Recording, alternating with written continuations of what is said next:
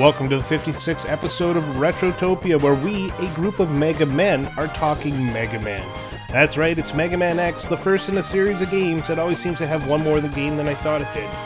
But before we begin, if you want to get a hold of us or you want to see what's up, you can find us on our social media at linktree/Retrotopia. That's linktr.ee/Retrotopia, where you can find our Twitter, our Blue Sky, our Instagram, our YouTube, and a link to join our Discord, where we have a bunch of discussions and you can interact with the hosts themselves.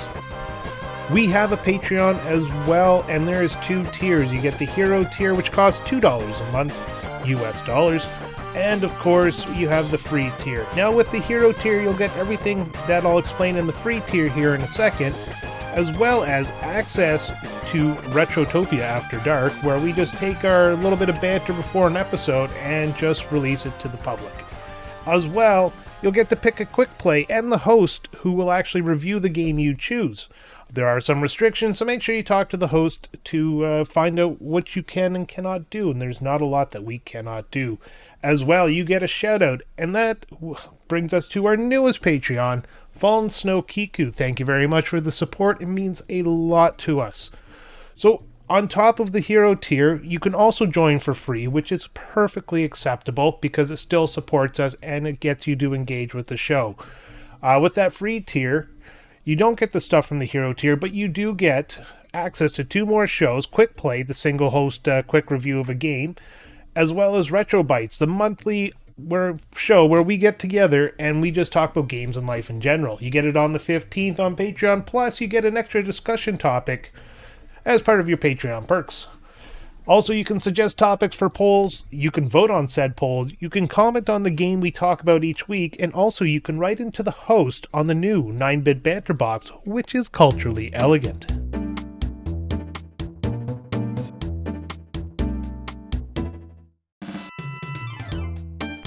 Our first comment today comes from Sergeant Ombre. He says, "Hi Brian, if you had to pick a character from a show or movie that reminded you of your co-host, who would it be?"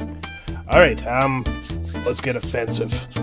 So for Sam, if it was a movie, he'd be Marty McFly from Back to the Future, as this is what I imagine all Wisconsinites to be like.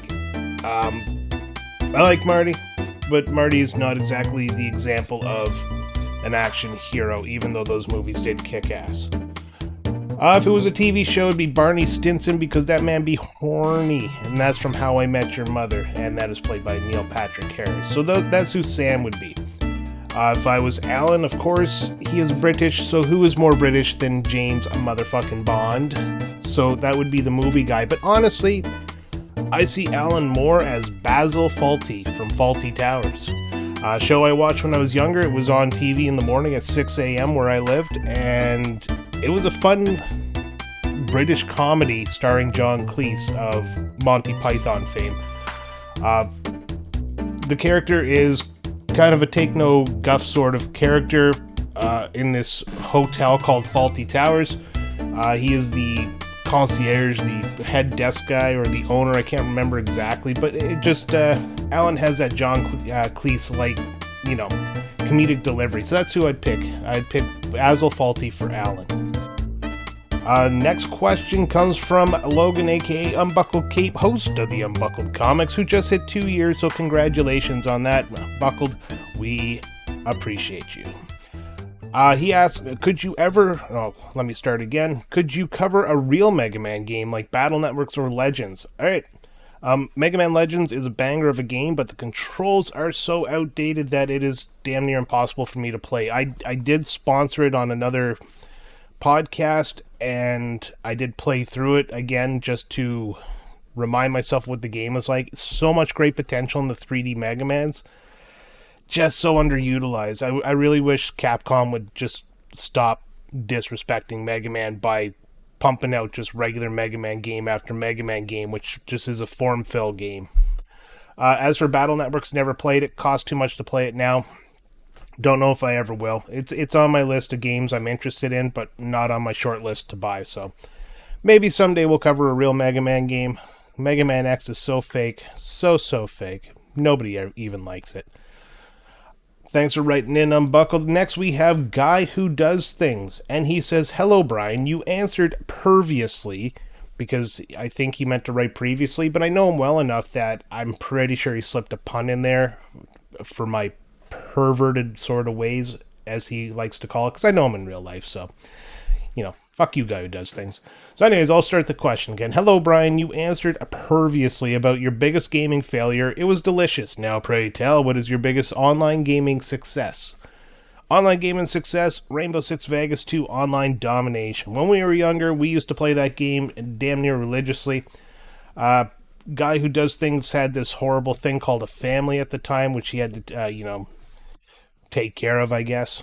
Me, I was single. Well, I was dating somebody, but I didn't have kids to take care of, and my girlfriend, now wife, played the game with me, so I was able to play a lot of the game.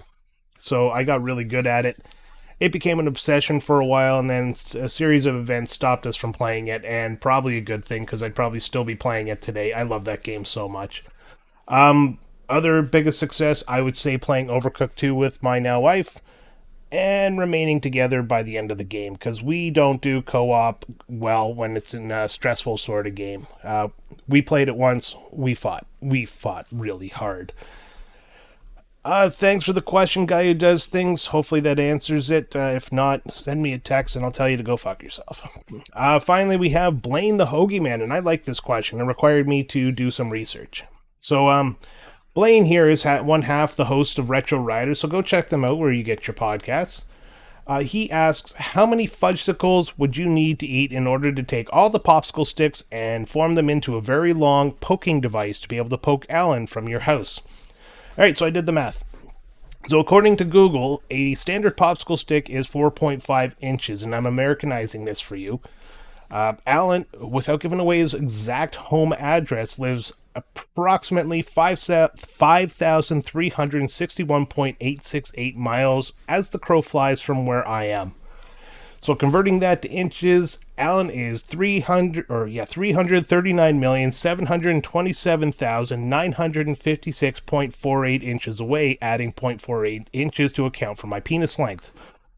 If I divide that by the size of a popsicle stick, if I divide that by a popsicle stick, or 4.5 inches, and that would mean in order to poke Alan with my Alan poking device made of these standard popsicle sticks, I would require 75,495,101.44 popsicle sticks to poke Alan. Hopefully that answers your question. If you want to get me those popsicle sticks, I will begin construction immediately. Now, I didn't take into account how to fix them together from tip to tip, so maybe I might need a few more. So buy an extra box. Thanks for the questions. Thank you for that one. I enjoyed it. And that's everything. So moving on. What have I been up to? Not a whole bunch. It's getting to the end of the semester, so a lot of homework is being done. I'm finding the crunch starting to overwhelm me, so I've been neglecting some of my podcasting duties, but I've caught up. I had a little bit of extra time today.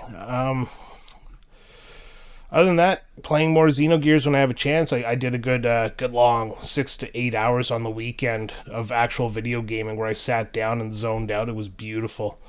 I did recently join another podcast to talk about a video game that is celebrating an anniversary. I'm not going to tell you what the game is, but that podcast is Retro Hangover, and you should check these guys out because they do what we do, but way better.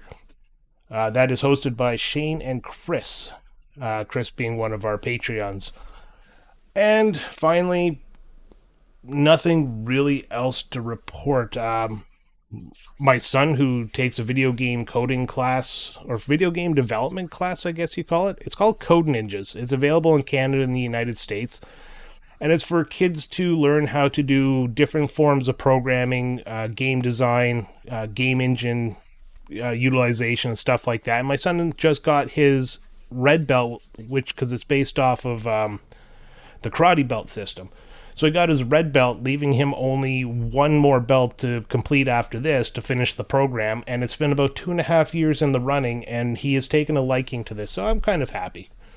And finally, we're getting solar panels on the house. Not that exciting, but you know what? It's going to cut down on our energy cost, which is great because my office is way, way too much of a drain on the grid.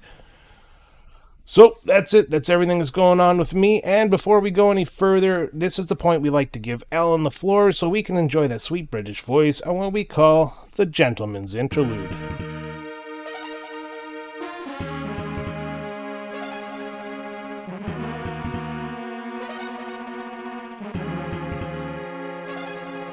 Ah, what a game!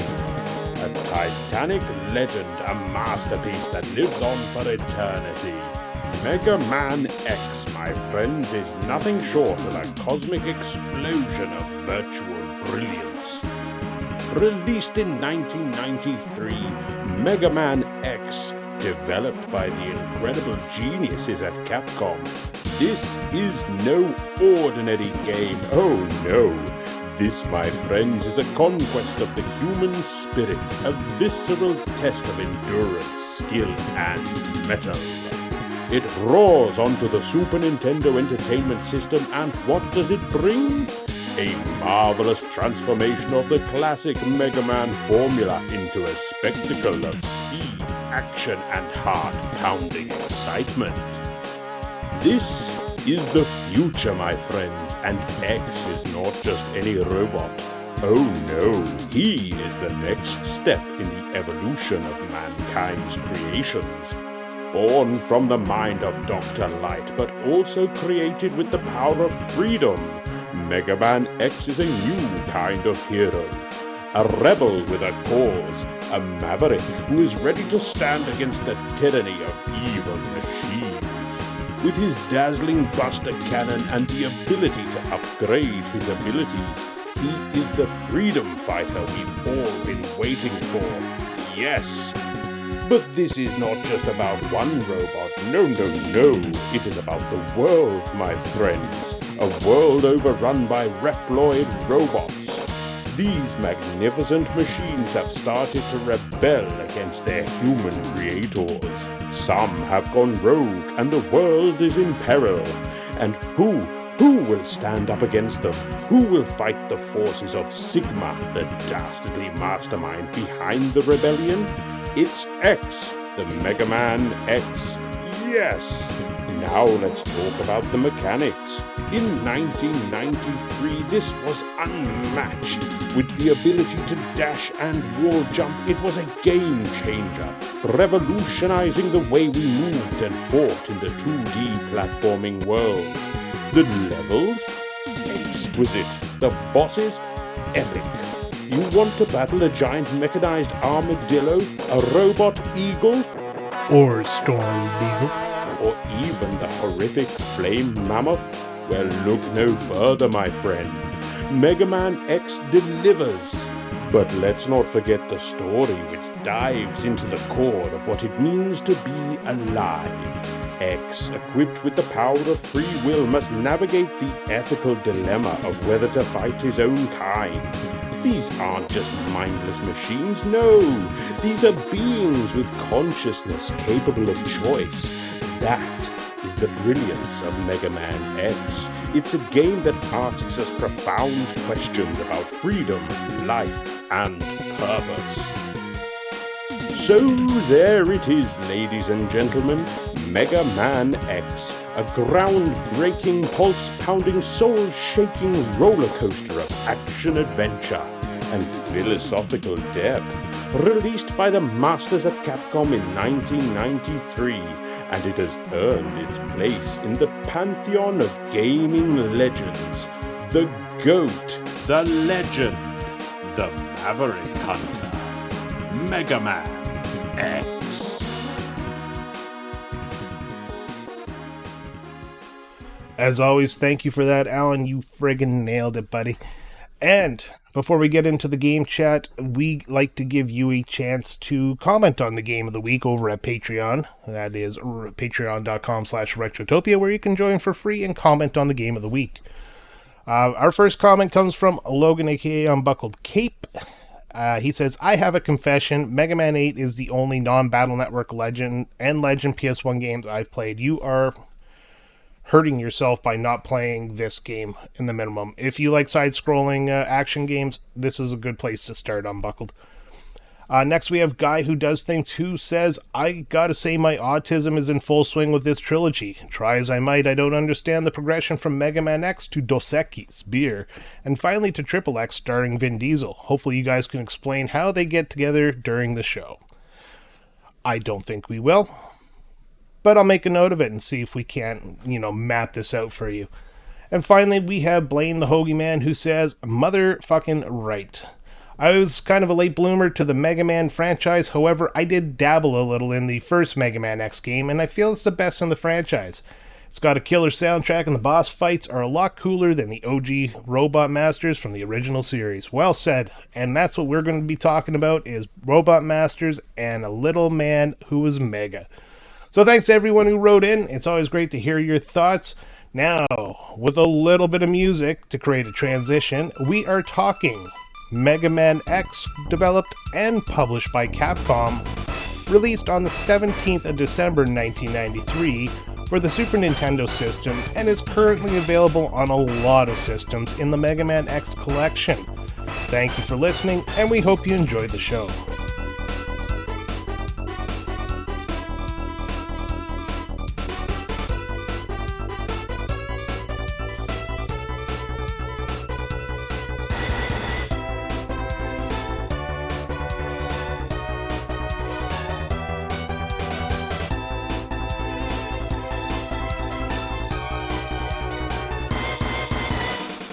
Alright, we are talking a Mega Man X for the Super Nintendo today, and as always, joining me are my bestest friends in the podcasting world, Alan and Sam. In alphabetical order, how are you guys today? In the entire podcasting world? Because that's quite a big world. Like, I feel special. Yeah, well, it's a I big feel world. honored. There's other podcasters, but let's be honest, you two are the best. Well, I didn't want to be the first one to say it, but it is actually true. I'm pretty I'm pretty good, Brian. Thank you very, very much. Feeling I'm in a good mood. I'm in a very good mood. Well, that's fantastic. I'm excited for this one, honestly. Mega Man X is one of my favorite games, so I'm going to be very, very biased on this. But you played it for the first time, right? I did. I'm an entire Mega Man noob. I mean, I've played, 1 and 2, I think, on a collection, and now this, and not on a collection. We'll get into that. Yeah, I know very little about Mega Man, which is probably why I fully fucked up the Gentleman's Interlude that you've probably heard recently. But, I'm willing to listen. I'm willing to learn. That's what it's all about. Sam, how about you? What's going on, buddy? No, not too much. I don't have a lot of history with this game either. Aside from, I think I probably picked it up a year or two ago on the collection and have played it that way. So I think as a kid I had Mega Man X4 on the PlayStation. I've heard that's sounds about right. Yeah, and I've heard that's a pretty good one, but I didn't ever get very far into it because I was not good at it. That's probably worth a bomb now, you know that. I mean, those PlayStation Mega Man X games are pricey. No, because I had it. I don't think they're as pricey because they're on the Mega Man X collection now. I had it, and then you'd be surprised. Yeah. Oh no, but I had it and I sold it, and it wasn't really worth that much. Oh, whatever. I didn't get much for it because I have it on the collection, so I bundled it in with some shit that I sold. Okay, I've just found it over here. Mega Man X4 on the PlayStation, £205 English pounds. Oh, get fucked. Whoa. Well, I also had the greatest... Complete in box or loose? Yeah. Whoa. This is actually with manual, boxed, complete, the whole shebang. Okay. I had not sealed or anything, but... I had the greatest hits version, too, so that might have docked it a little bit. That one's worth $23. Yeah. US. Yeah. But the Saturn version is worth $340 complete. Cool. That's because the Saturn is a superior console. It's because it was the only one of 3 games on the system. Bite me, Brian. It was. Yeah, you guys had Sonic last episode. Who's the guy who likes the game this time, dicks? It was Daytona USA, Mega Man X4, and I don't know, like Mortal Kombat trilogy or something like that. The only 3 games that they got.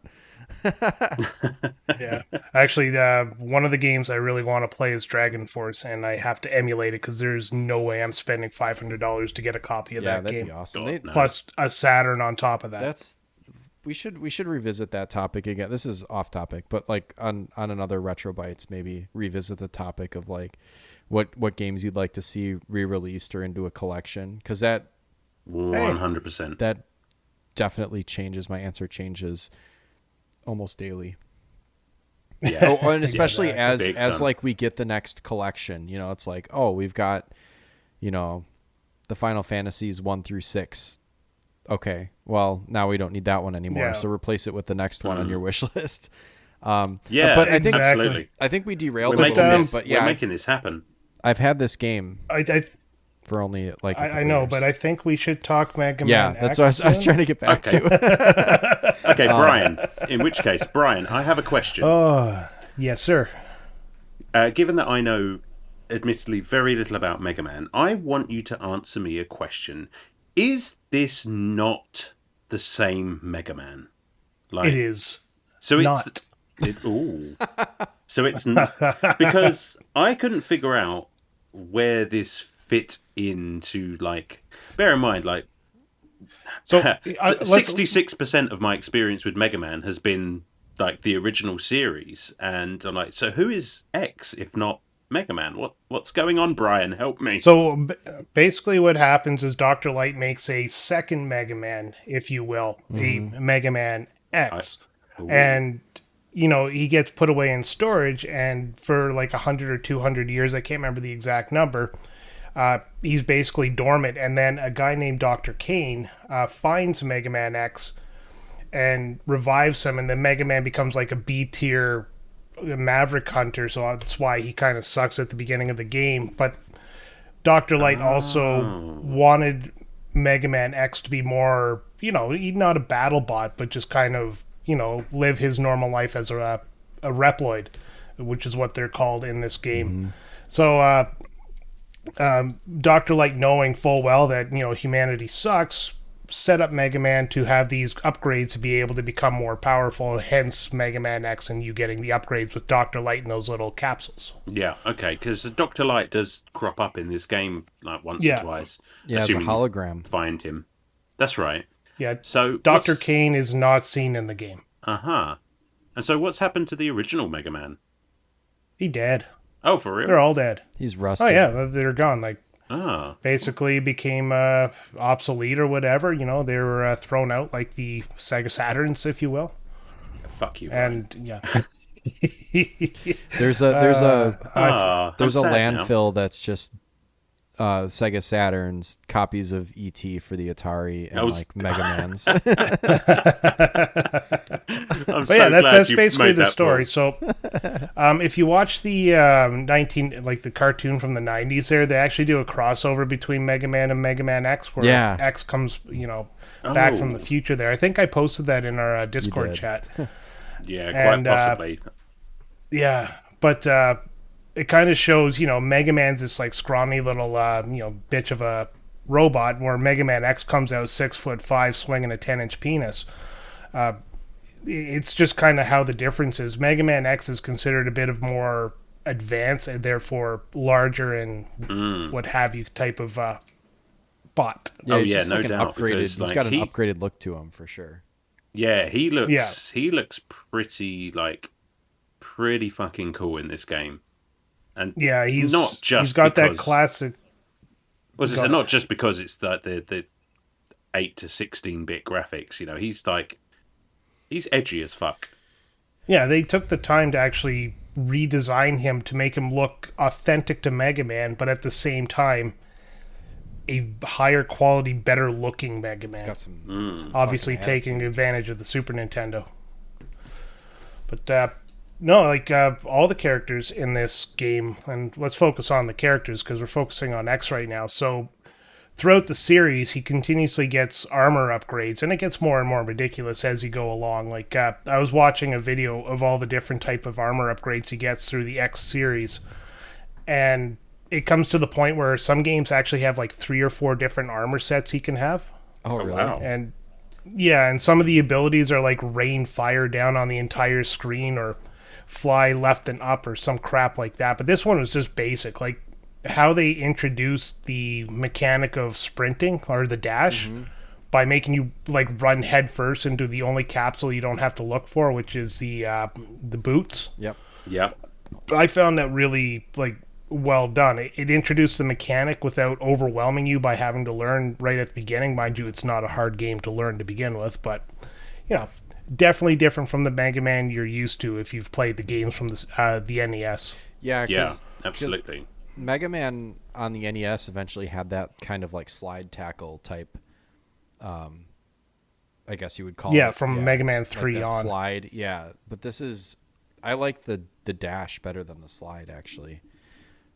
Looks way better, yeah, it looks too. cool. That dash is a lifesaver, especially on some of the bosses, which we'll obviously get into. But yeah, I agree. Yeah. Like, obviously, I mean, right from the hop, actually being able to upgrade, I guess, X sets it apart instantly from the original games, because I don't, beyond the obvious, like, weapon swapping, I don't recall any sort of upgrades to Mega Man himself. So I thought that was a really cool little addition there. And Yeah, well, the other one is the wall jump, like him being able to kind of dig his toes in and jump up the wall. That was a nice addition too. Yeah, I like the wall jump. oh god, that saved my ass from a falling down a pit death like so many times. I mean, that Oh yeah. is just marvelous, and it works so well as far as like wall jumps in other games. It's just like, why are they not as simple and effective as this? Yeah, like why in Metroid can't I just like mash A and work my way up a wall? Like you have to like That was the one I exactly, was like- thinking of. Yeah. That's such a And I stupid love wall. If you can Metroid. dig your feet in the wall, why can't you walk up it, right? It just Yeah. But other upgrades he gets as well. Like the one thing I really like about Mega Man X over pretty much the other games in the series is the upgrades add features that you haven't seen before. So you get the helmet. It lets you bust blocks, which oddly enough also lets your boots bust blocks as well, which turned out to be a weird thing, but nevertheless. And then you get the gun, which gives you an extra charge level and being able to charge the boss weapons. So, and then the armor gives you a little more damage protection. But everything in this game kind of adds a little bit more to the game. Yeah. Which was kind of I found just fantastic. And charging the boss weapons ends up being an absolute lifesaver when you're in the Sigma Palace at the end. There's like a couple spots where you absolutely, like, unless you're just some sort of fucking tryhard, then you're going to need some sort of charged weapon ability, in especially that fucking tower climb. I honestly had to try hard not to suck at this game. Oh, Well, no, there's But, you see those YouTube walkthroughs or YouTube plays of like people that are just like, I don't know, no damage, whatever run of I get Sigma fucked with a Palace. no Just damage like, go- run. Yeah, just go. Like, no, thank you. Yeah. I've got other games I need to play. I don't Cool. have 400 years to dedicate to this one. Right. Oh, it's not that hard. yeah. It's not that hard, bro. It's it's fucking hard so enough. this game also introduces series, I guess, kind of a Legend of Mega Man now, but the series Hero Zero. Is That he shouldn't have zero, rhymed. zero to That sounded hero? terrible. 0 to hero. You get- So you get that's the the Hercules There you go. music. that's the Actually, red he went dude. from Hero to Zero. Hero to zero. But there we go, yeah. yeah, his gimmick is the sword, and not this game, but later games you'll actually get the sword as part of Mega Man's set. But this game introduces him as almost I wouldn't say the mentor, because he kind of saves Mega Man then disappears for a while. But he's like Mega Man's hero or his idol, somebody to look up to. He wants to be like Zero, strong military, maverick hunter. And the way he's introduced in this game is absolutely perfect for if you want to make somebody instantly likable, because it happens on the first level. As you know, you're fighting Vile, the I guess he's just kind of the dickhead of mini bosses, secondary boss, if you will. Yeah. But you're fighting him, and X can't beat him. Like, it's just an unwinnable fight. And then Zero comes down and just rips his arm off, and the music starts playing. You're like, fuck yeah. Then you never see him again. Oh, I didn't. Till Yeah. near the end. I didn't realize Vile was a Maverick hunter. That's pretty cool. Yeah. Like the story of the game doesn't really, like if you were to just read the text boxes. I mean, Zero. Take the time to read. I read them. They were there, But like, if you're just reading the text boxes, it doesn't really give you all of the information. It's just like, oh, this guy is just here and gonna beat you up with. This is one of those. Yeah, this is one of those things you have to go into the game manual to find. Mm-hmm. I feel like this is another example, like Rocket Knight, where someone's taken all of this time to create a fully fleshed out world around this story, and most of us didn't pay attention to it. Like, Right. Brian, you probably did, but like I have to like. Oh, I did. I didn't catch much of it, and I have to admit, again, much like Rocket Knight, I thought this Zero guy was going to come back and be an antagonist later on. He felt like almost Axel Gear or something. Just like too big to be a hero. Yeah, I just felt like I was going to have to fight him later on, but no, he's a pretty cool dude. He's a stand-up fella. He's a stand-up fella, And he's got a cool theme song too. When he pops in, and then that music kicks in, it's like dun, dun, dun, dun, dun, dun. Yes. Yeah.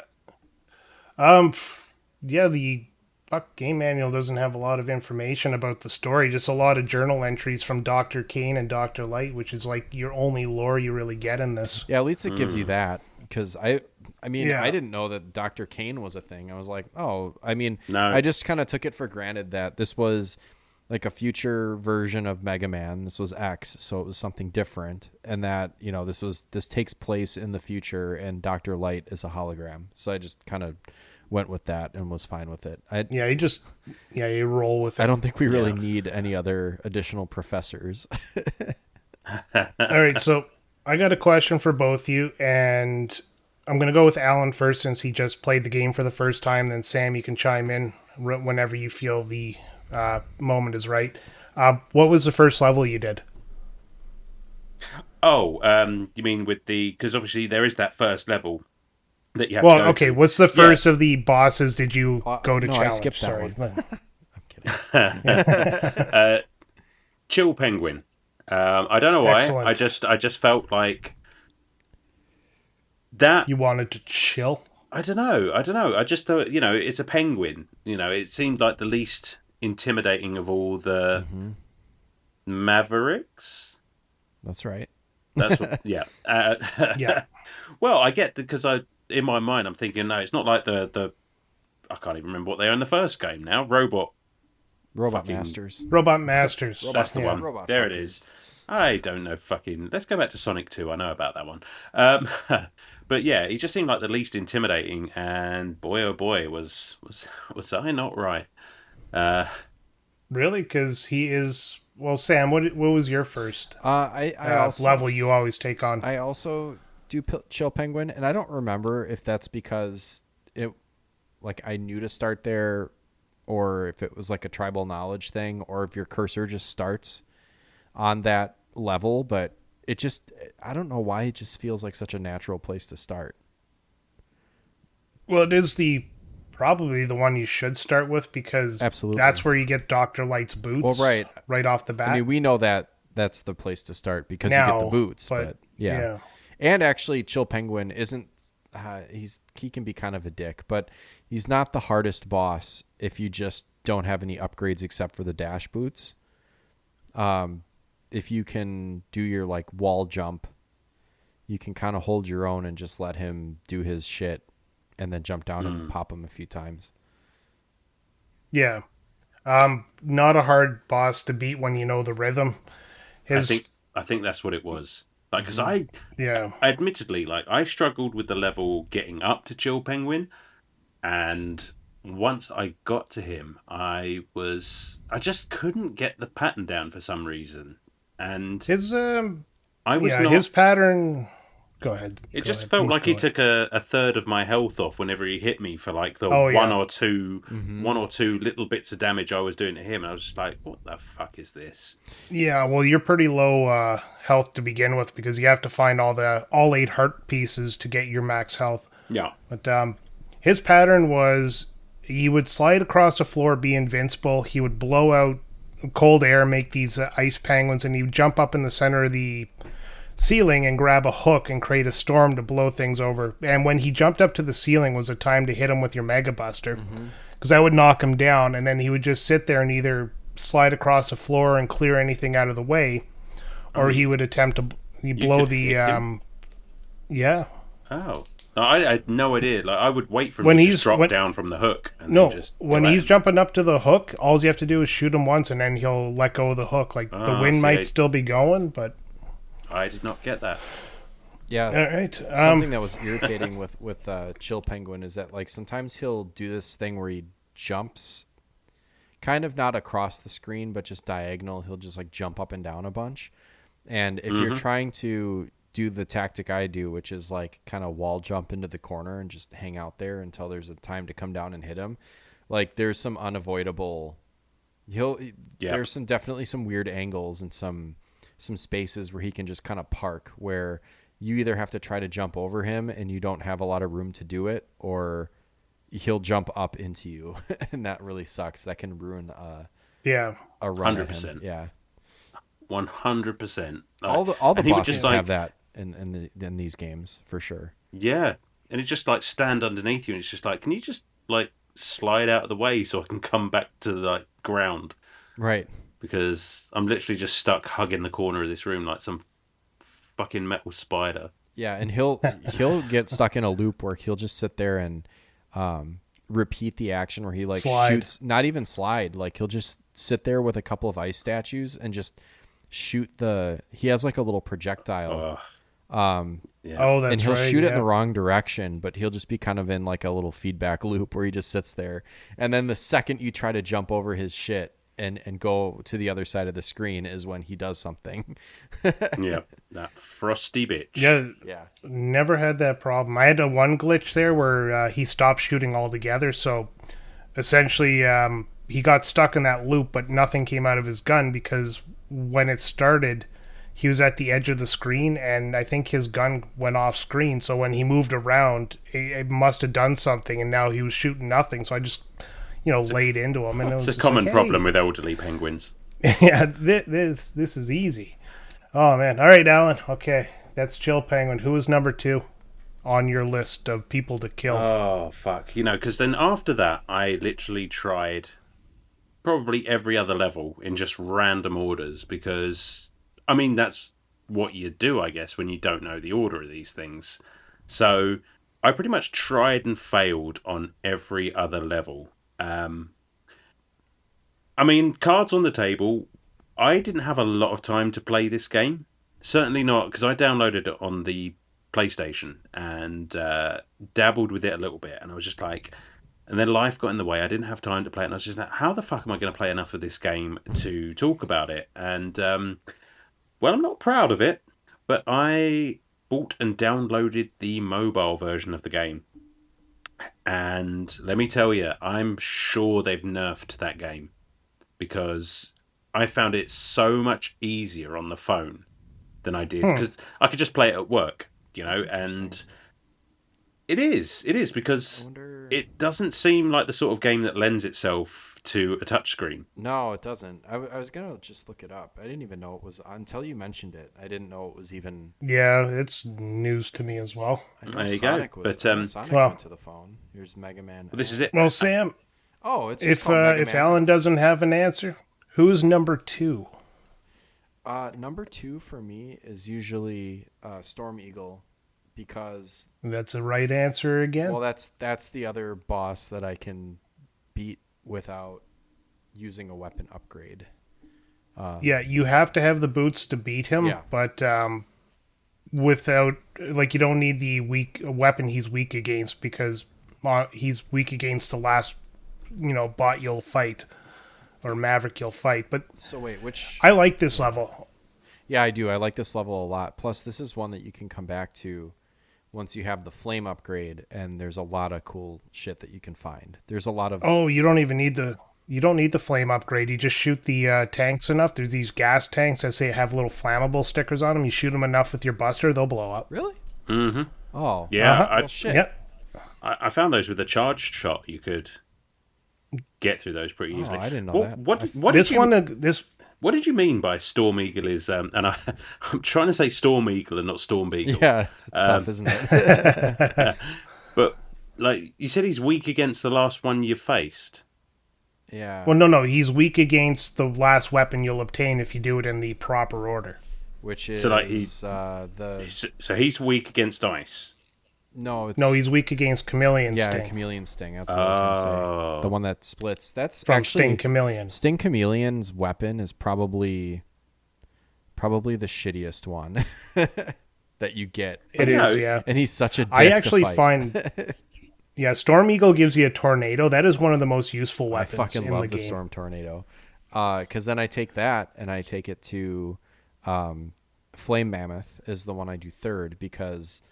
Yeah, because he's weak to the Storm Tornado. But also, did you notice if you start with Flame Mammoth stage, all the pits have lava in them, but if you've already beaten Chill Penguin, then there's no lava. I was going to actually bring that up, cool. yeah, because some of the levels are affected by other Yeah, I levels, love that. and by defeating Chill Penguin, Flame Mammoth, it's the only way to get the heart as well in Flame Mammoth is to beat Chill Penguin. Yep.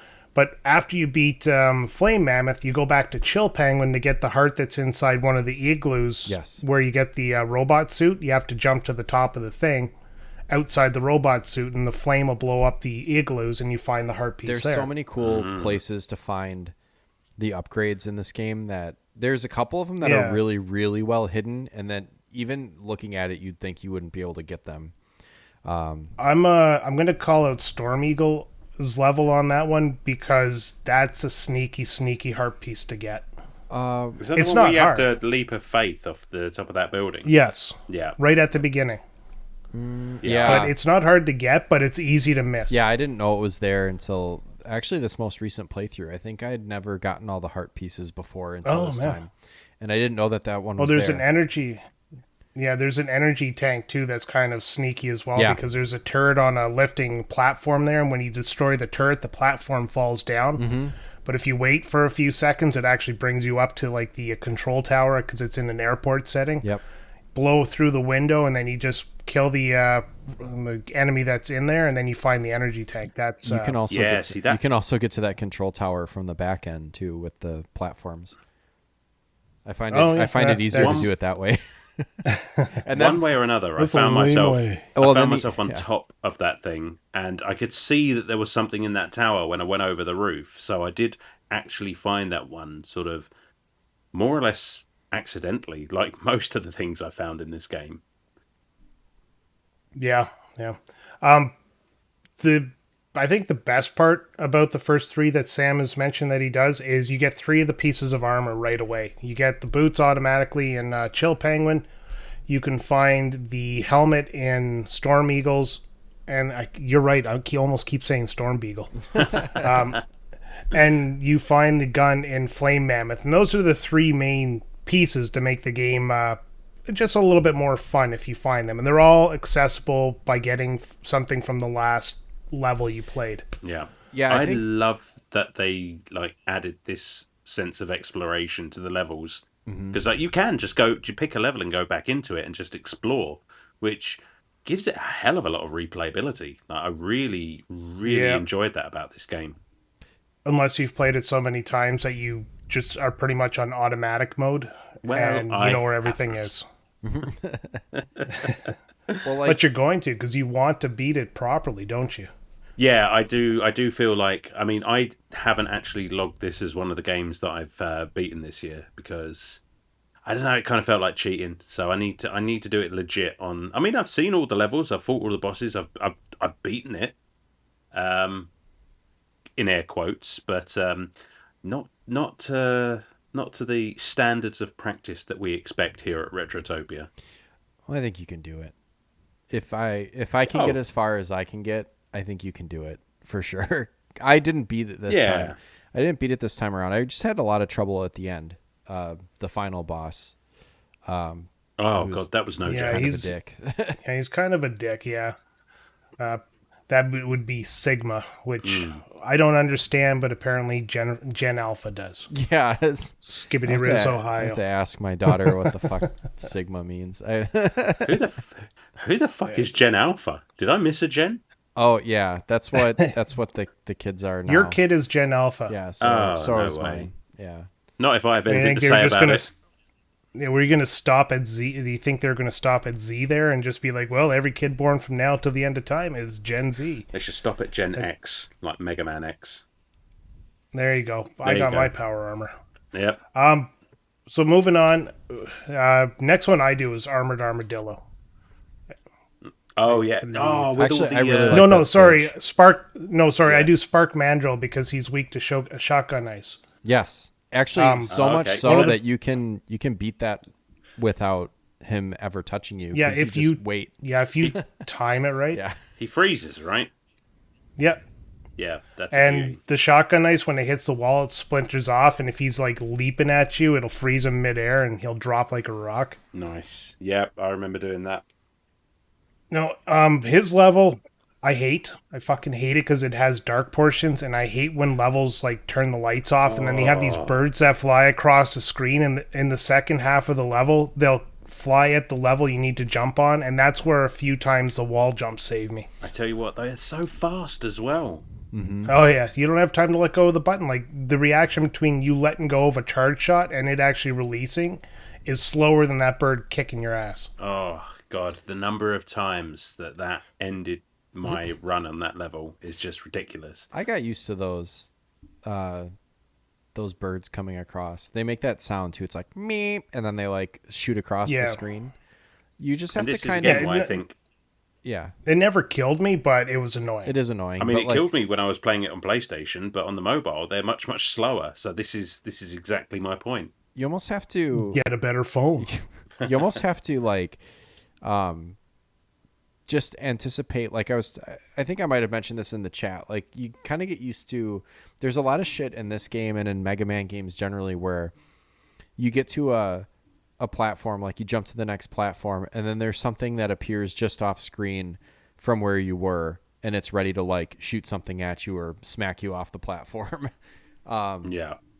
But in this game, you can load up that charge shot and almost like, I got it down to a point where I could time a charge shot and then like a dash jump right after it. So I just like follow like the cavalry, it's almost like a football, like a lineman for football. Like you send that out and then you can run behind it and it'll clear the way for you.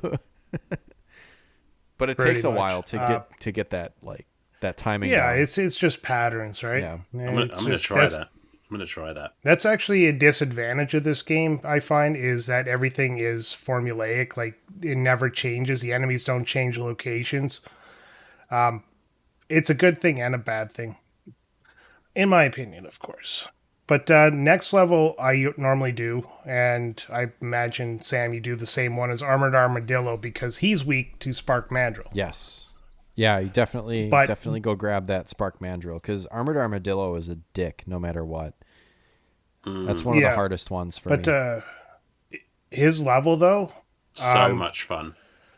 it is. Yeah. At the very beginning, if you jump on, like, you have this trolley that will go down on a rail and just, like, fly you through the first part of the level. If you jump on it and let it go down and then you run down the thing, this is where you can fill all your energy tanks really fast, and that you can do this between Sigma levels.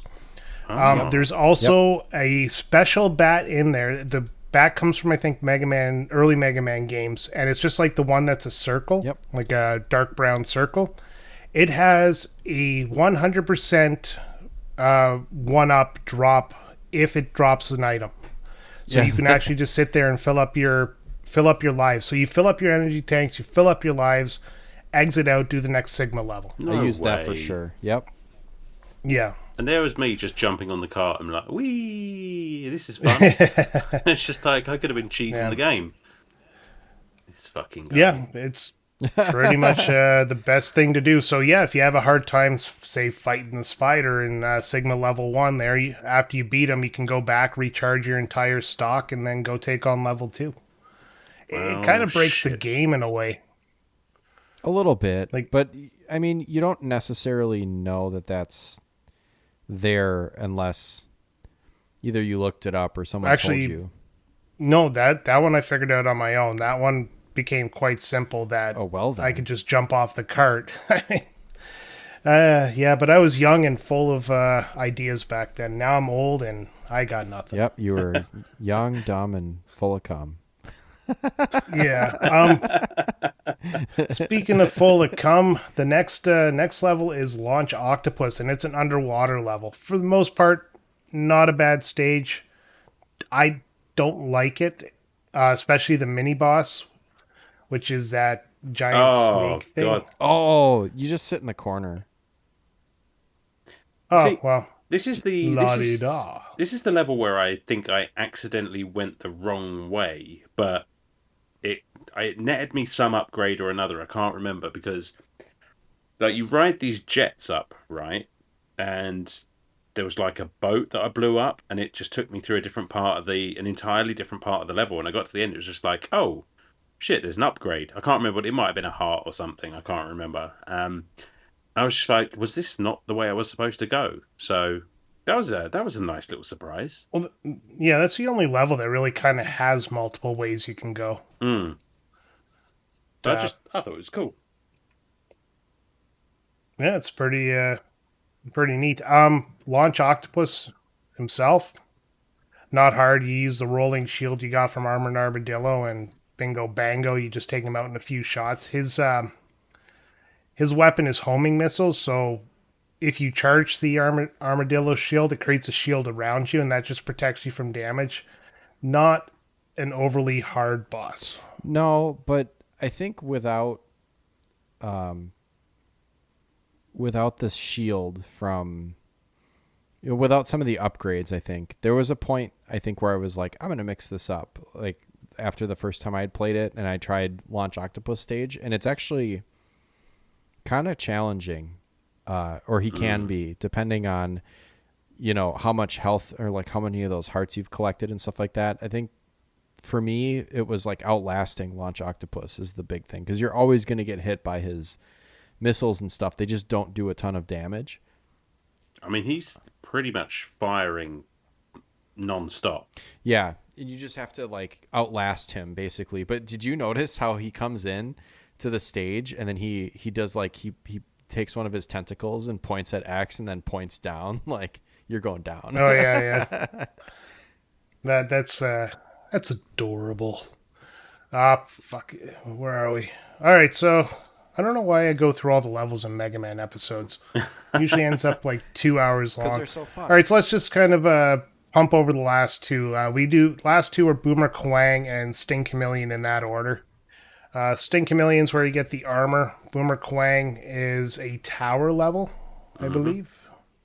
Yes. Yeah, you just kind of climb up that. He's weak to Launch Octopus homing missiles. He kind of how's he work? Does he teleport? Yeah, he teleports around the room. Hence, the homing missiles are good for him. Yeah, I I think don't I know. came up with that myself because it's just like I could not hit him with anything else. So I was Yeah. like, well, homing's got to make sense, right? Because Yeah, I'm not and I I'm not getting anything done by myself. So Yeah, but if you have I those homing love missiles, when it a game makes makes short sense work. like that. Yeah. well, I mean that's the good thing about all of their like weaknesses, isn't it? If you find the right one, you feel like a boss. Like, because you're taking that health down in literally just a couple of shots. It's just like, all right, it's a different game now. Yeah, no, it's I don't know. I don't like. I'm still currently doing a playthrough, but I've played this game enough times to kind of remember everything that's going on, and I don't really remember Boomer Quang's level that well. It's not too bad, but there's some stuff that happens where if you've got the upgrades that you should have at that point it makes the level really easy. Yeah, maybe that's why. Because you can basically by the time you're up to Boomer Koang, or wait, that's the one with the. No, I'm thinking of Sting Chameleon's level, but actually for both, like, Yeah. if you're to the point where you've done pretty much every Maverick except for those two, by that point, then you're really in good shape, and you can pretty much just walk through those levels. Like the Sting Chameleon one in particular, as long as you have the helmet upgrade, there's shit that falls from the ceiling when you're in like this cave portion, and it's supposed to technically hurt X or whatever. It's like it doesn't even make a dent if you've got the helmet, and it doesn't matter. So that's like a big significant portion of the level that you can just basically walk through. Oh wow, I didn't know that. Yeah. That's really cool. That's a nice touch. Yeah, and there's that's where you can get, like, the last upgrade is in Sting Chameleon's level. Yeah, the armor. Yeah, the armor. You have to fight that mid boss for it though, and that thing sucks because you can only hit it in like a very specific space. And I was getting to the point where between that boss in particular, I think, but also kind of happens on Chill Penguin for me, is I get like, I'm trying to do my charge shot and then also wall jump, and I just get this horrible cramp in my thumb because I'm like trying to hit those buttons. Like, it's just such a weird angle on the Switch where just like, this is the worst. We're old and arthritic. I know. It's and like, just man, like, my thumb is so things tired. just don't work. No, fuck. The controllers are smaller. I swear to God, they've shrunk over age. Yeah, it's not us that's out of touch. It's the controllers. Exactly, man. Okay, fuck. So, all right, let's ask the big question. Which was your favorite stage? I already said that I was not a big fan of a couple of them. What was your favorite, though? And I'll tell you mine. Oh, God. I mean, I'll be honest with you. These stages, like, they're all pretty fucking awesome. And there's a lot of stuff that goes into what makes them awesome. I mean, I found Armored Armadillo to be, like, loads of fun. Yeah, maybe because it taps into that sort of go fast, almost Sonic the Hedgehog sort of feel.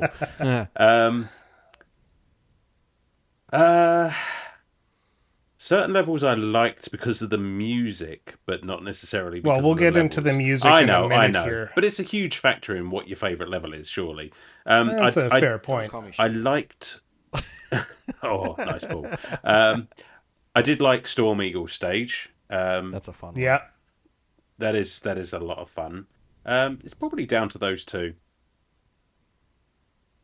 I would go with Storm Eagle as well as my favorite stage, and I don't know, it's simplistic enough. It uses the whole, I guess, area really well because you have parts where you go vertical, parts where you go horizontal. There's a lot of secrets in it, and Storm Eagle is my favorite boss fight. Yeah, I think it's the coolest looking Maverick as well. Sam, what's yours? Now that we've gushed all over ours. Favorite stage? I think I like Launch Octopus as a stage. I think it's fun when you there's like the ship. You can get up on that ship that is firing the missiles and you can sink it, and then there's like a secret part down there. That part's fucking awesome. And then I don't know. I know you guys don't like the mid bosses. There's two of them. There's two of those, like, basically like Gyarados robots. So there's one down in the bottom after you sink the ship, and then there's one that you have to beat to kind of progress. But really, like, I just go over to the far side of the area that thing is in, and I just sit there and I just jump and just kind of pelt it as it comes to me. It doesn't hit me at all. Yeah, that's what I did. I mean, you can like stand on it, and it's like, well, why? I'll just go over here and just take pot shots. It may take longer, but yeah, fuck it. For sure. But yeah, I like that level. I like the look of it. I like the look of Launch Octopus too. I think that's just a cool Maverick. I think that might be the first time in Retrotopia history that somebody has picked an underwater level as their favorite. Yeah. Actually, yeah, this game doesn't do underwater terribly. I mean, actually, if you're thinking about it, you don't have to worry about breath.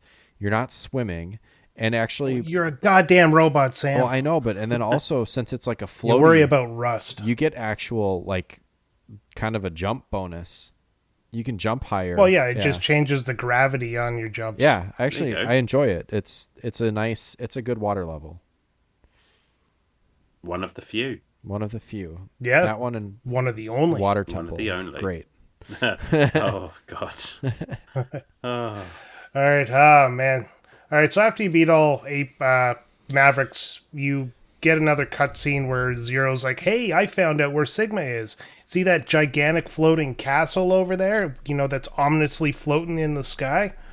And then you go to the castle that's floating in the sky because these geniuses couldn't figure out. Yeah. But like every Mega Man game, there's 4 levels. Level 1 into the castle, level 2 and 3 through the castle, then level 4 boss rush / or does the boss rush happen in level 3 in this one? Well, the boss rush is kind of just happening throughout all of the Sigma levels. It's just that they happen to cram most of them into the last level or so. But you have to fight. I think you have to fight either. I think it's Boomer Koanger in the first Sigma stage, right before you get to the. So you have to get. Oh, maybe you have to fight yeah. Vile and then like Boomer Koanger and then that stupid fucking spider. Yeah. 'Cause Yeah, there's a couple of new bosses as well as the Mavericks. Yes. Yeah, and this is where you have your showdown with Vile, and the big secret happens with Zero showing up to help you out. And, well, let's just say you're the one who beats Vile. Yeah, that Vile fight isn't bad as long as you equip the homing missiles. The homing missiles are like the MVP of this level for fighting, like refighting Boomer Koanger, and then also Vile makes kind of short work of those two. Yeah. No, I don't know what it is about my upbringing that caused this, but I will go through every Mega Man level and every Mega Man game and never use a boss weapon because I don't want to waste the energy in case I need it later. And I don't know if it's like hone my skills to perfection because I just use the Mega Buster, but I'm really trying to use the boss weapons more often throughout the stages, knowing I can just recharge them. Yeah, dude. But god damn, does it feel wrong? Okay. No, you should. Like, it always you definitely should. There's so many item drops. This was literally a question I was gearing up to ask because I do the same. It's just like I'm so worried about running out because you can't run out of the Mega Buster, right? But everything else you can run out of ammo. So I'm like always just hanging on to everything until I get to the boss. Like, am I making things too difficult for myself by doing that? Yeah. Yeah, pretty much. Right. Well, here's the other thing is like honestly, in the original like the NES Mega Mans, like Mega Man 2 specifically, I'm thinking of spots where you can kind of soft lock yourself. If you have used too much of an item or whatever, like, so yeah, we were kind of conditioned, like, you got to save this shit because you might get to a spot where you're empty and you need it and there's no place to kind of recharge and you have to either die or reset your game or whatever. well, but this game role-playing games are the biggest example because you get too, elixirs there, and that comes from like Final Fantasy 4. You get elixirs, you're like, well, I'm not going to use this. You're on the final boss fight. It's like, nope, I'm not going to use this. Might need it after the boss fight. They're the most You valuable. might have a 15th form. They're the most valuable item that I never, ever, ever use. Yeah, I think just all the time. I think finally Final Fantasy VII Remake broke that cycle for me where I was like, fuck it, I'm using elixirs. I'm gonna use these if I have them. And it ended up Well, I'm playing being all right. Xenogears right now, and I'm going through my items a little bit better than I normally do. I'm not hoarding them. Okay. Noted. Mostly 'cause Noted. 'Cause- everything else is 'cause garbage. I'm also playing that. Yeah. All right, so we know about the boss rush, we know about the Vile fight. Let's just talk about the enemies, because the stages themselves are pretty cut and dry. Get through the stage, beat the challenges, get to the boss. Sam, I'm going to let you unload right now. Tell us about the bot spider, or the bow spider, as they call Fuck it. that spider. It's just a bullet sponge, and it has a couple of weaknesses that I think one is easy because it's the chill penguin, basically like ice shotgun. Shotgun ice. Yeah, shotgun ice. I use that one, but still, like it's such a bullet sponge that I used all of my shotgun ice before I was done killing this fucking spider, and it's supposedly weak to it. So basically, it's got like five vertical little posts that it can run down, and then it'll shoot like not even webbing, but kind of like rigging all the way down these vertical, and you can kind of tell which way he's going to go, because anytime that there's an intersection, he'll take that intersection. But you have to think really fast, and then once he starts moving, it's like, well, you just kind of dash one way or the other and hope to get lucky, unless it's really clear which way he's going to go. God, it's one of those where you just have to outlast and charge your shot, and I guess be patient. But it fucking sucks. Yeah, with that boss, I never look at or try to figure out where he's going to be. I try to figure out where he's not going to be. Oh. So usually you can find glaring holes where it's impossible for the spider to land on the ground, and that's where I'll set up camp and get ready for my shot. I suppose, but man, not always perfect, but apparently I find it works a little bit better. Apparently, that secret Hadouken that you can find is an effective thing against the spider as well. So it must kill it in one shot. But like you still have to input the button command, and you don't have a lot of time to turn and face the spider and do it. Plus, you have to have full health to use it, right? Yeah. So yeah, just if you didn't know, and I didn't know this until this playthrough too, is there is a hidden fourth or fifth upgrade. Yeah, and it's the Hadouken. And apparently in the original game cartridge, X will say the like Hadouken when he does the move, but in the remasters, or high pitch, he'll do it in a high pitched voice if I remember correctly. That's kind of cool, but in the remasters he doesn't, unfortunately. And I guess it also played some Street Fighter music. No, it didn't. It didn't play any Street Fighter music in the original cartridge. Not that I can remember. I thought there was. Yeah. And looking at the sound files, there's no like Street Fighter track in the sound files either. Shoot. Well, you were lied to. I was lied to by people. Well, definitely that's such a cool addition, though, isn't it? Like, what a nice little nod. That's pretty fun. I didn't get it, obviously, but it's cool that it's there. I didn't either. No, there's conditions. No, I didn't. We actually talked about it on one of our After Dark things. We were talking about how to get it. So if you want to find out how to get it, you're gonna have to subscribe to Patreon. Subscribe to Patreon just so you can find out how to get something that you can look up online. Don't say that. Don't tell them they can look it up. Exist. You have to use Bing. Oh, God, that's your punishment. All right. So let's get into the second final Sigma level boss, called Rangda Bangda, which is a giant wall. And you shoot your load. Well, yeah, he's like two eyeballs in a wall, and the nose is like a little flying thing. Oh, is that what that was? I couldn't tell what the hell it was. Yeah, it's like this is just a massive fucker, and it sucks. Yeah. He just basically for this one, you blow your load into his eyes, and it kills him. Well put. Yeah, I didn't have much time to like appreciate what was going on around me, because like you have to wall jump on this pretty exclusively, especially when they move in and you're like over spikes and whatever. And it's just like there he is. I was like panicked on this one. Like I think I just barely made it through by like screaming and crying, and it was a whole thing.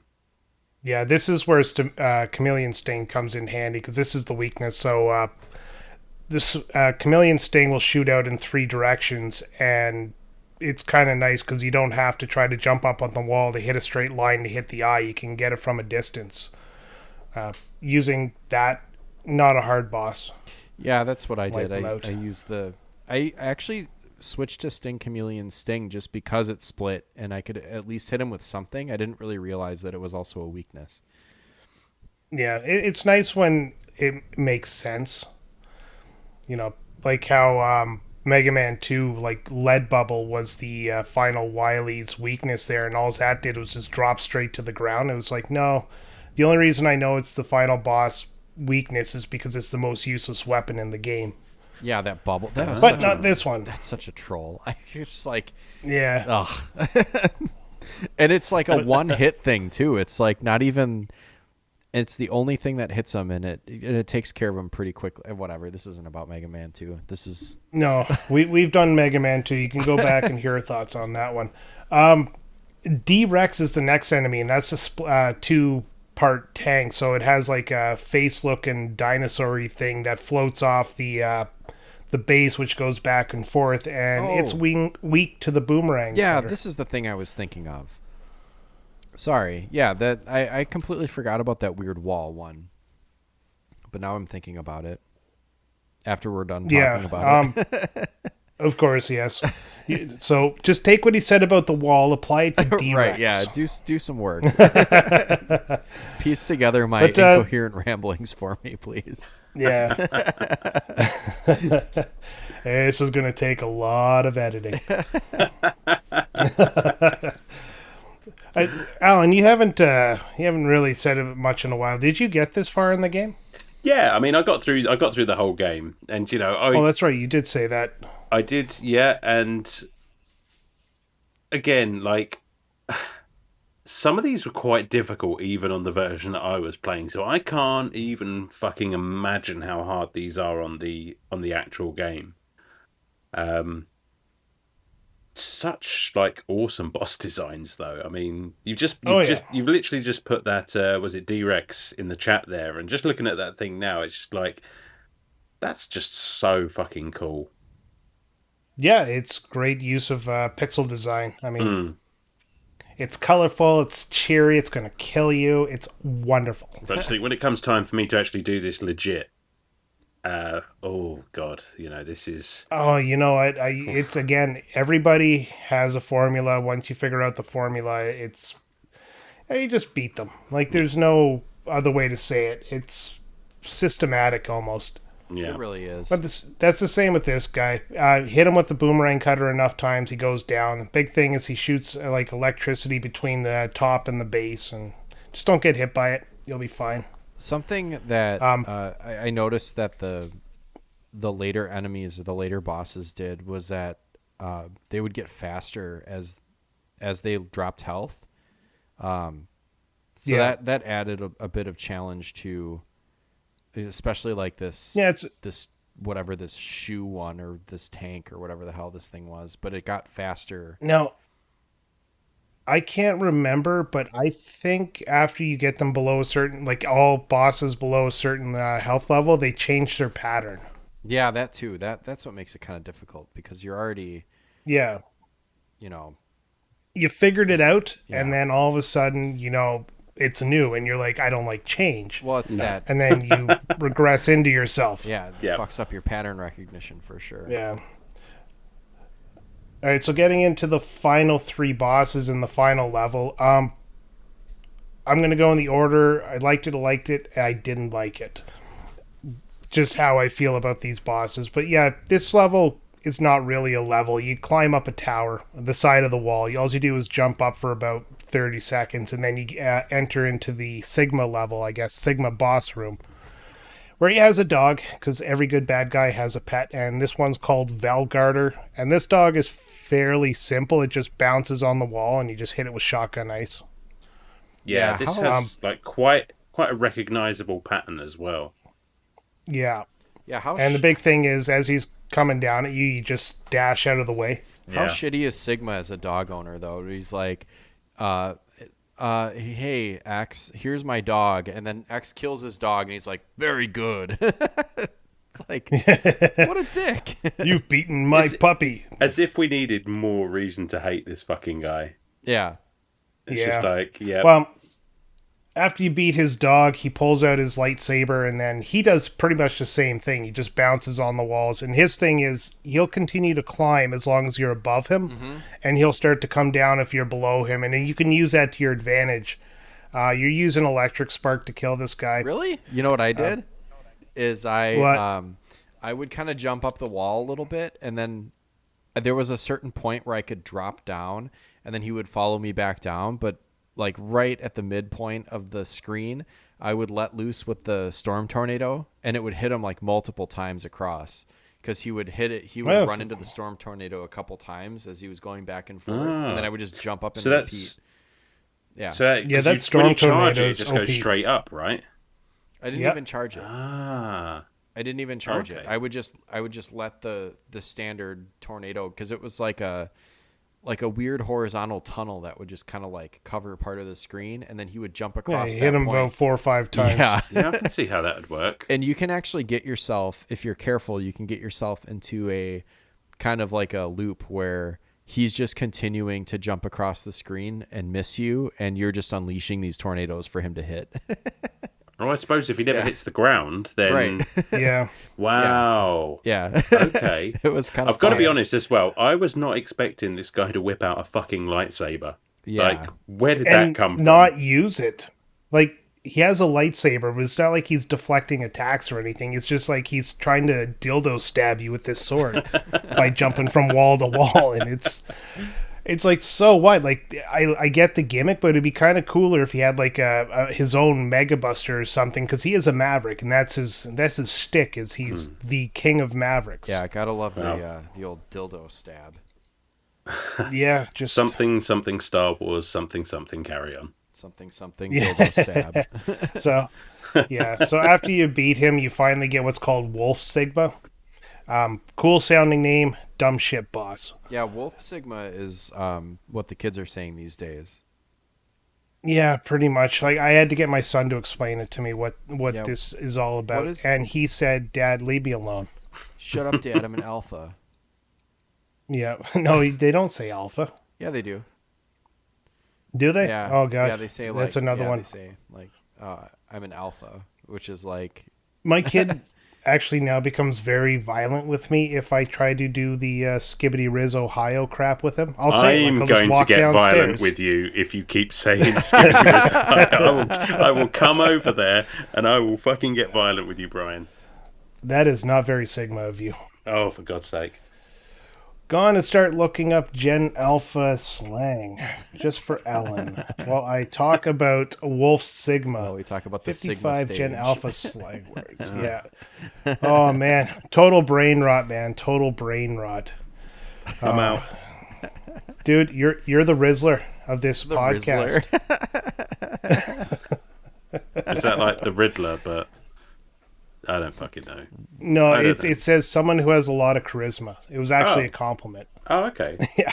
All right. So a lot of I'm it's down. actually like if you rizzle me say that. Sigma, it's not a bad thing. Sigma is actually what we would expect Sigma to be. You're calling somebody a Sigma male kind of idea. Like they're an awesome dude. That's literally the context of Sigma. Oh, is it?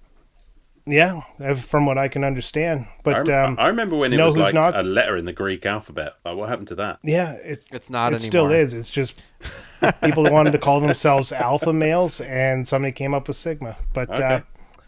no, it's not Sigma. Wolf Sigma. Yeah. He's definitely Transition not. back into that smooth. He definitely does not have Riz. No, he is not a Rizzler for sure. He has these two hands with spikes that shoot lightning up and down, kind of columns of lightning, and you can just kind of stand on the edge of the hand and the lightning will miss you, but you beat him with Rolling Shield. Again, the weapon that pops out of you and drops to the ground, so you have to be close up to him to hit him. Well, it's Yeah. on brand. Yeah, no, it's exactly what you expect for the final boss. The worst weapon to beat him is the one that'll hurt him. Yeah, Okay. But that shield is really kind of a wet fart, isn't it? It just plops right out. It's just like, meh. yeah. Wah, The only wah. use I found for the shield outside of this battle was, if you're going through an area with a lot of those bats that come from the ceiling, just turn the shield on and it'll take out the bats. Oh, nice. Yeah. Actually, See, yeah. I'm The shield learning is how so many ways to play this game now. I feel ready to take it on. Yeah, the shield is how I got up the stupid tower in that first Sigma stage. The first Sigma stage is by far the hardest, which is kind of silly, but it's like, I guess after you clear that one, you're good. At least as far as like Yeah, exactly. making sure you use some of your upgrades, some of your weapons and stuff, then you really are good. But that first stage, even if you know what to do, it's annoying because the jumps are, and this goes for every Mega Man game that I've played. The jumps are designed so that if you're sometimes like a pixel off, you won't make it by like a lot. Goddamn pixels. Yeah, it's kind of good that way, but it's very precise controls as well. So if you miss that pixel, it's because you missed that pixel. I don't know. There's a couple. not because there's the a game couple is- spots where I was getting really irritated with that climb, because if you go a little bit too high or a little bit too low, you're gonna miss it because you're either gonna arc. You're going to hit the peak of your jump too soon, or you're going to hit the peak of your jump too late, and he's just going to completely miss in either direction. Yeah. Ugh. Well, Fuck that climb and I fuck guess that it spider. is what it is. Fuck them both. All right, we're gonna talk about the music here, but before we do that, the Hadouken. I'm looking at a wiki. I've actually found it.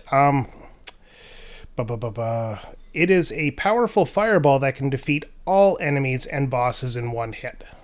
Oh, wow. Except Yeah, for the final so it, boss. I don't think apparently- it works against the final boss. No, it just clinks off the final boss, but every other one, yeah, if you can manage to pull it off, it'll kill them.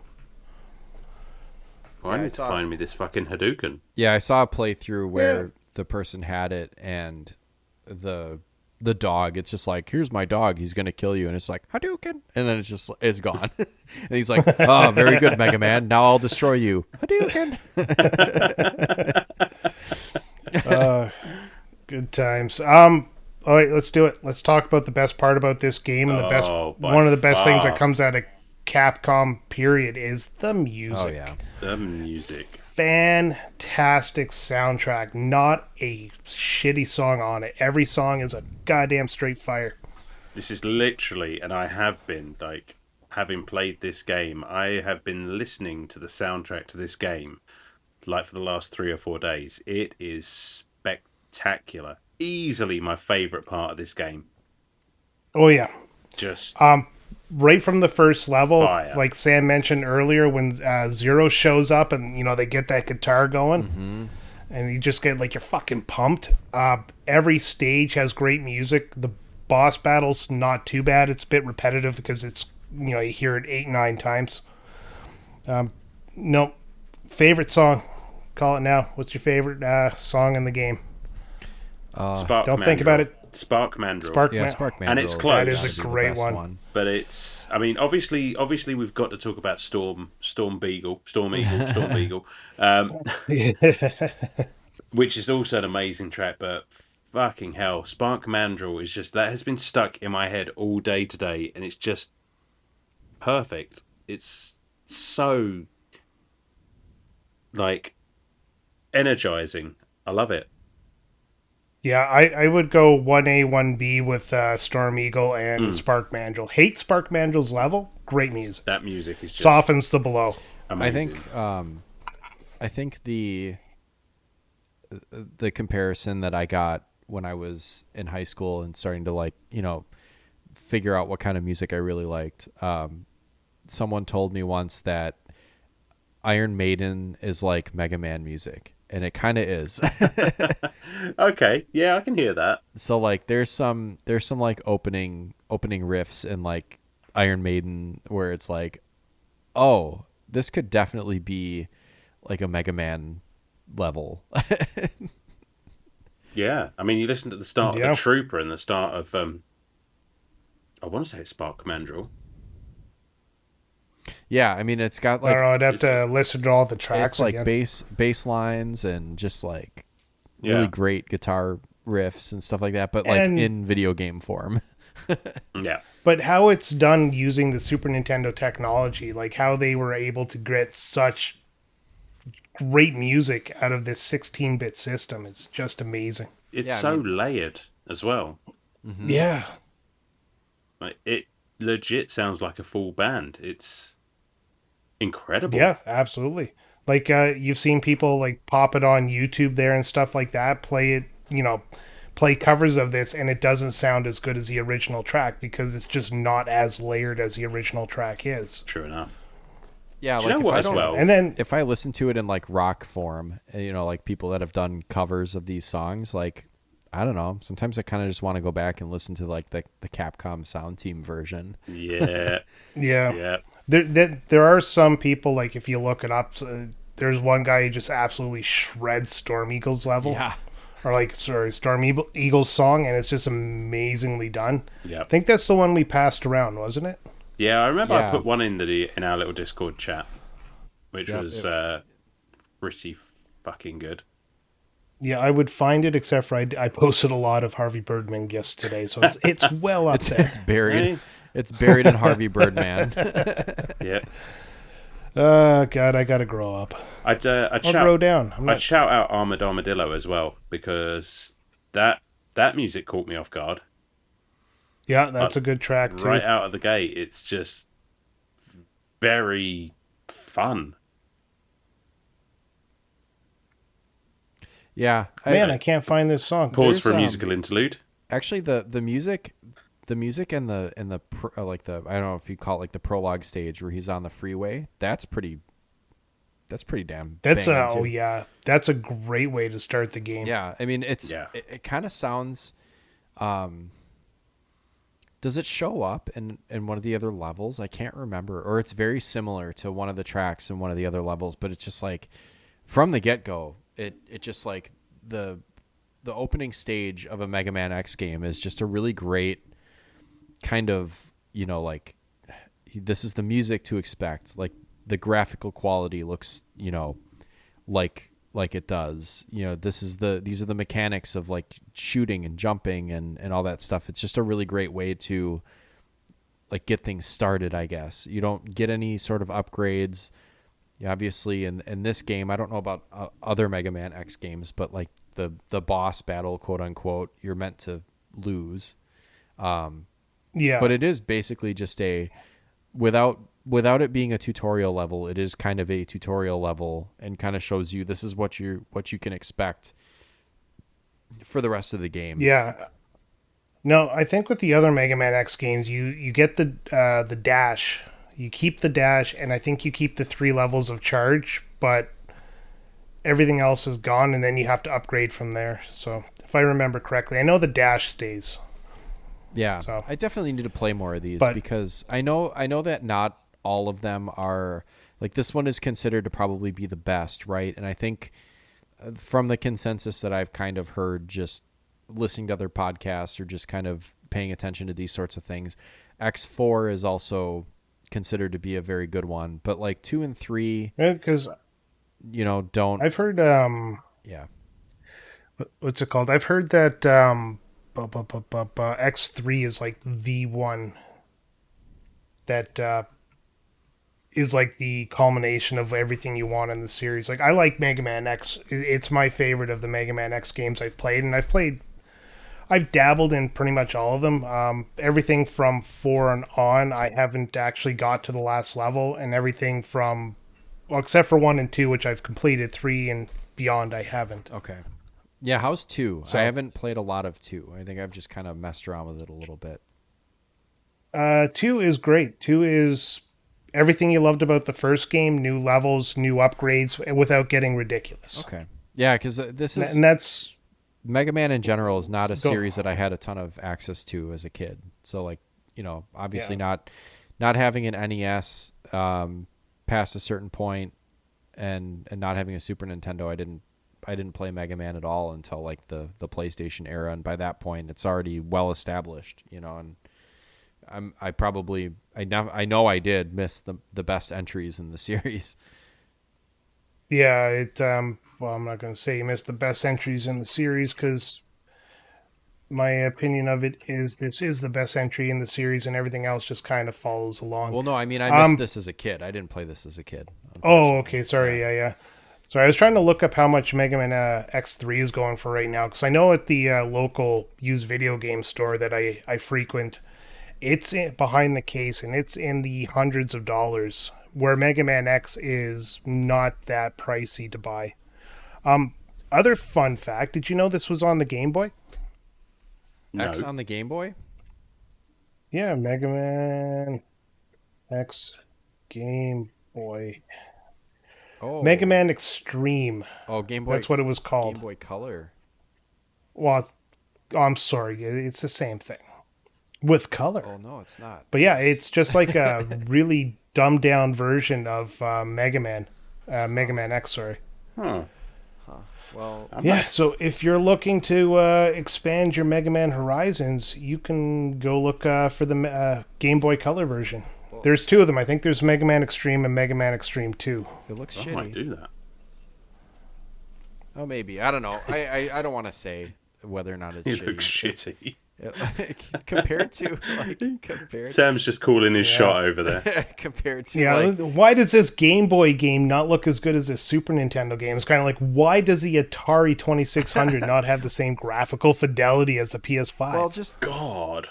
oh, man, come at me, why don't you? No, but like usually the no, I'm coming on you, buddy. usually Oh. the standalone Game Boy games, like games that were made for the Game Boy, I appreciate more than a Game Boy version of something that was on the console. You know what I mean? Like, I don't know. A lot of truth in that. Yeah, I hear you. I do forgive games that are properly ported, like they're kind of respectful of the original source material, but they also know that they're on a lesser powered system, so they are able to adapt and still make the game fun. Yeah, I mean, they might have also made it for the Game Boy Advance. I might be wrong. Let's find out. That might just be people. You know how people make, like fake covers for shit. Yeah. Oh yeah. That might be the case. Is Mega Man X on the Game Boy Advance? There was a classic Mega Man on Game Boy Advance, Mega Man and Bass. Yeah, Mega That's Man bass. and Bass. Yeah, because he's rock and bass. Yeah. I got it. Yeah, Mega Man X has color box art too, and if you find like a Unlike Mega Man 2. yeah, well, if you find like a complete Mega Man X like in box, I think it can be quite pricey. But like you said, I think maybe just the cartridge on its own is not the most. It's not going to be cheap, but it's not the worst. I think X3 is more expensive on the collector market because it was one of those things where I think it came out when the PlayStation was already out or the 64. It was like one of those weird games that came out on the cusp of the next generation coming out, and so I think it just was a little bit more scarce. That would make Possibly, sense. yeah. X3 I think came out in 1996, didn't it? Oh, Jesus. I'd have to look up the wiki. Yeah. I'm already looking up something else. Loose copy of Mega Man X is 6613. Inbox 260. Jesus. For the Super Nintendo. that's sorry. That's the... relatively pricey. Fuck, that's the Allen version. Yeah. Allen's paying out the arsehole for that. Arsehole. A loose copy in... yeah. A loose copy of it in North America, or the NTSC, is $26.99 or $154 complete in box. Yeah, There you Mega go. Man X3 I mean- was pretty rare in the because No, that's Mega Man X. Oh no, yeah, I know, but I'm confirming that Mega Man X3 had a more limited run because of when it came out. That was 1995. Basically, the original versions of these are going to run you a significant amount of money, so maybe look at the collections. Get the collection. The collection is Okay. great. Yeah. Alan, I want you to go out and purchase a complete inbox copy of Mega Man X3 and play it and tell us about it. It is only worth $4,309. Oh, I don't know it's that much. That's what it says on price charting.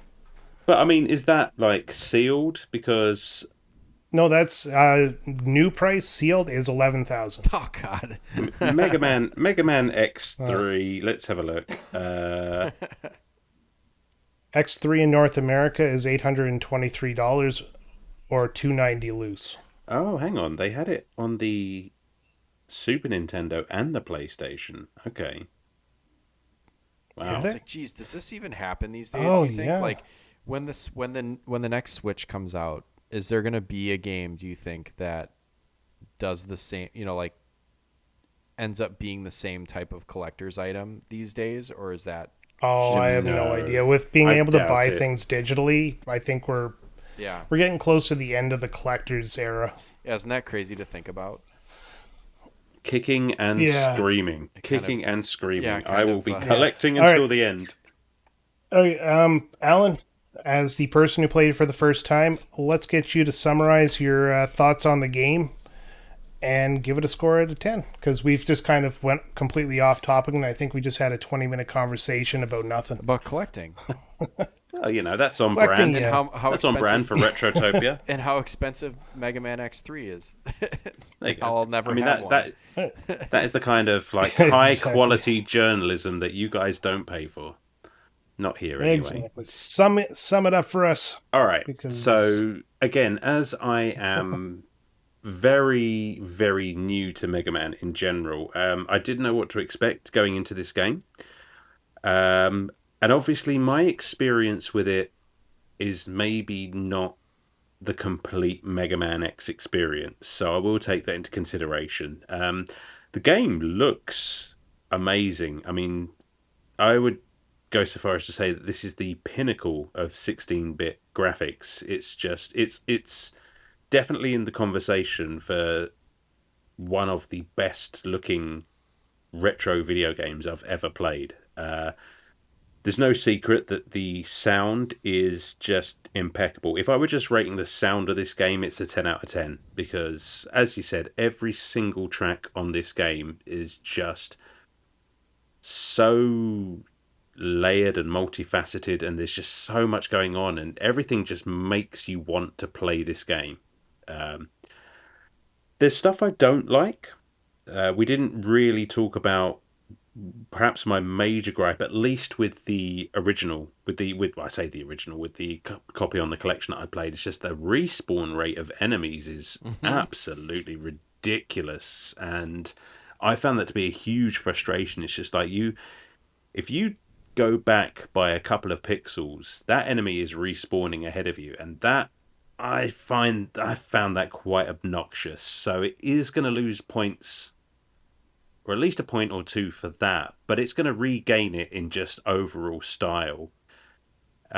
It's a game that I'm looking forward to playing now that I don't have a deadline, because going from Sonic 2, which I flew through, to this, I bounced off of this game, I'll admit. I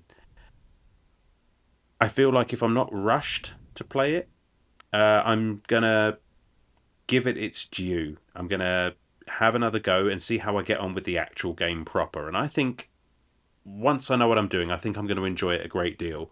I'm going to give it...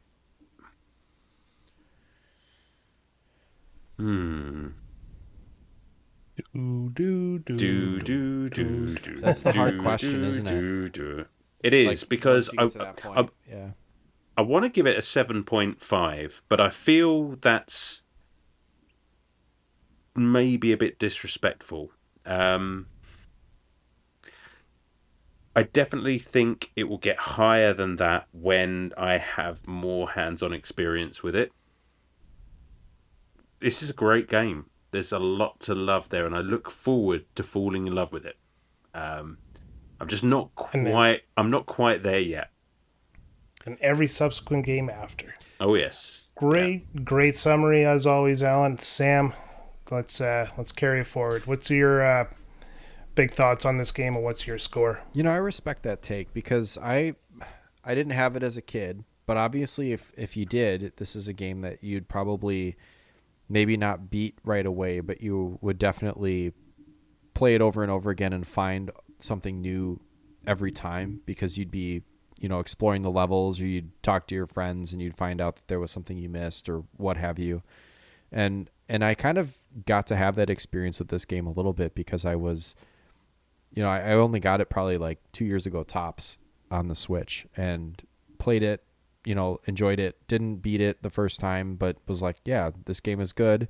It takes some getting used to for sure. And you have to get the order right, or, it definitely is helpful to get the order right. But where was I going with that?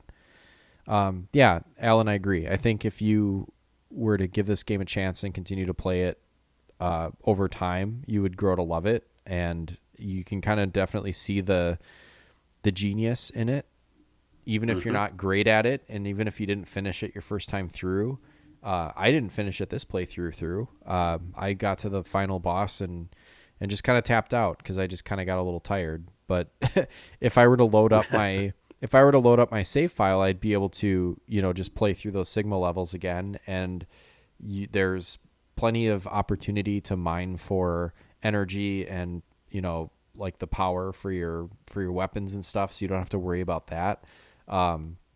Definitely very forgiving from that perspective. The game gives you a lot of chances if you're stuck in a spot, and through repetition, you can kind of get through it. But, I'm going to take off a point. I'm going to take off a point for the tower climb because I think that sucks. That's a really shitty part of the game, and I'm not going to move off that. I think they could have done better.